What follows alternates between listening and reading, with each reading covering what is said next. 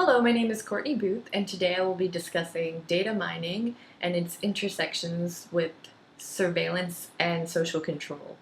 In 2015, more and more of our lives are being shared online, albeit voluntarily, as we use the internet and other connective devices for entertainment, business, healthcare, and other functionalities. We share and leave data footsteps along the way. Every one of these contact points of our digital life is collecting, analyzing, and making decisions based on those data footsteps that we leave behind. This is what data mining is today, an incredibly useful and powerful technological tool for companies, organizations, and websites to utilize and better serve, persuade, and sometimes manipulate those who engaged with them. To put our data sharing in terms of modern surveillance and social control, consider Australian writer and philosopher Tim Rainer's 2012 article, Foucault and Social Media, A Life in a Virtual Panopticon. Rainer applies Foucault's ideas about social control and surveillance to the ubiquitous voluntary sharing of data on social media. Rainer states, by making our actions and shares visible to a crowd, social media exposes us to a kind of virtual panopticon. That is not just because our activities are being monitored and recorded by the social media services for purposes of producing market analysis and generating targeted advertising. For the most part, we can and do ignore this kind of data harvesting. However, today I will not be ignoring this type of data harvesting, or rather data mining, but we'll explore the influence this method of surveillance has on social control. The coinage of the term data mining is traced back to the 1990s. Essentially, data mining is based upon machine learning, which is essentially marrying and employing statistical analysis and modeling and artificial intelligence to allow computer programs and algorithms to learn about the data that they collect and analyze such data in order to discover patterns, sequences, groups, anomalies, and other errors. The adoption and development of this process of data mining arose from the need to better predict the human behaviors already driving the data behind the patterns uncovered. That said, data mining is permeating nearly every facet of our society and has the potential to make businesses work more efficiently by utilizing masses of collected but previously unused information. Further development of data mining methodology is developed by computer scientists and statisticians that are now known as data scientists through modeling, which seeks to uncover, like I said, patterns, sequences, groups, from large databases in order to make better predictions, to forecast for machine maintenance and budget allocation, and to make recommendations for users and consumers. I should also point out that data mining makes this analysis of data sets much quicker and more efficient for statisticians and computer scientists in general. Now, despite continuous attempts to make data collection seem consumer-friendly, realistically, data analysis and mining is primarily focused on benefiting businesses, or rather private businesses, to use their databases better and more efficiently. Additionally, advertisers and marketers have benefited from data analysis purchasing by being able to better target and tailor their efforts based on behaviors and actions analyzed through data mining. Data mining is already used widely in public and private industry. For instance, Facebook saves your searches in order to better predict what or who you will be searching for in the future. Likewise, the United States Geological Service uses data analytics to quickly synthesize huge sets of data in hopes of predicting the next big earthquake. Similarly, our learning platform Blackboard no doubt employed data analysis to choose Friday morning from 2 a.m. to 6 a.m. as the routine server maintenance time to avoid as much user interruption as possible. Widely used, especially by industries that can employ highly effective data scientists or also purchase large sets of data.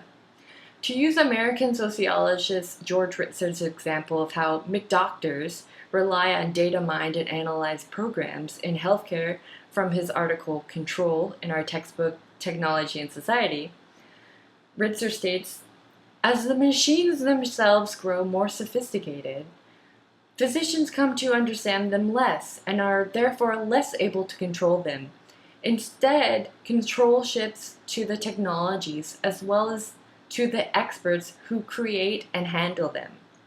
Here, Ritzer has not only illustrated the obvious and necessary control between doctors, Here, Ritzer has not only illustrated the obvious and necessary collection and surveillance of our medical information, but the social control relationships between doctors and patients, between doctors and machines, and between the strong influence creators, or rather data scientists, have over the social relationships and behaviors that those machines use by way of data mining and analysis.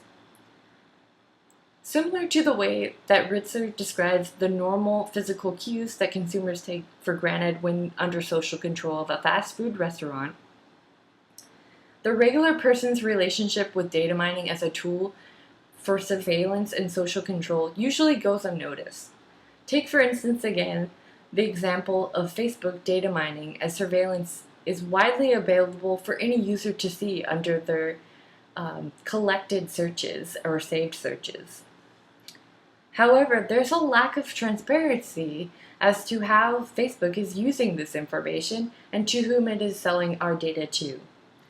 University of North Carolina professor Torin Monahan addresses the transparency of data collection and surveillance in his article also from Technology and Society entitled Questioning Surveillance and Security.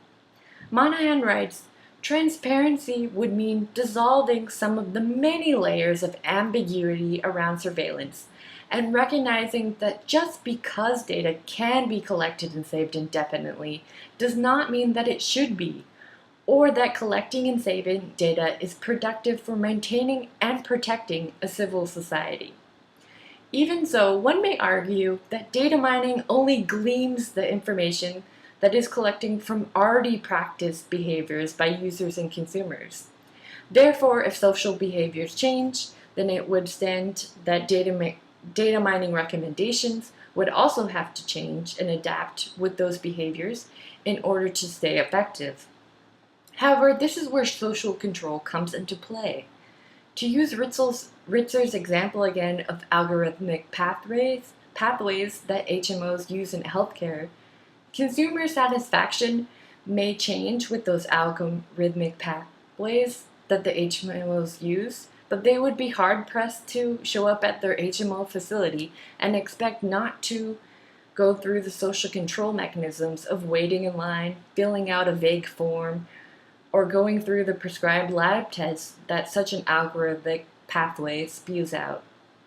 That said, the areas that are most susceptible to change from social and cultural practices are those that are less saturated by data mining currently, such as rural or underserved regions where participants are less likely to be connected to typical data collection sources, i.e. the internet, the hospital, the DMV. Aside from the lack of regulation and invasion and privacy concerns, one of the loudest criticisms of data mining is what Ritzer and Monahan might both refer to as socio-spatial inequity when relying on data mining to make decisions of social control and surveillance. That is to say that data collected and analyzed is still largely from an exclusive class of society, yet usable patterns employed through data mining are applied to a wide variety of classes, genders, ages, and cultures. Thereby, the use of this one class's collected data enforced onto all of the other classes, it can polarize the friction between these subsets of people within society.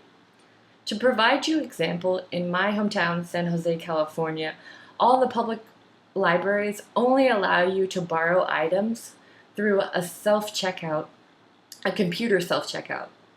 Now, using technology all by yourself can be frustrating, intimidating, and even demeaning to those that are less accustomed to using technology, such as the elderly, the possibly less literate, those who have less exposure to using technology, and those who are impoverished. However, one might argue that the upside to the blanket use of self-serve machines is purposely a decision so that these underserved populations get the opportunity to engage with that technology. However, that does not change the fact that everyone who chooses to rent from San Jose Public Libraries is under the social control mechanism of using that procedure. In the sense, in this case, designers have decided for the society and cultural practices that they will use this technology in that way.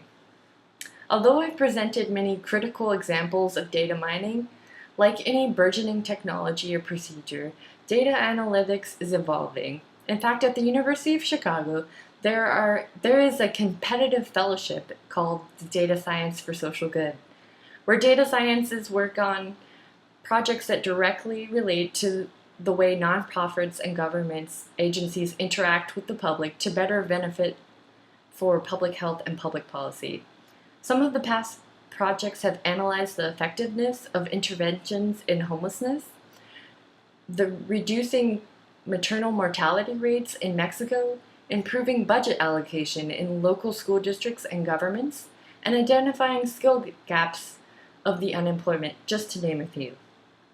So you see the impact upon social control through the surveillance tool of data mining and analysis is entirely up to the aims and goals of our data scientists and where their priorities lie. Will it be to increase the quarterly market gains, or will it be to improve social welfare to those most in need? I hope you enjoyed my presentation, and thank you very much.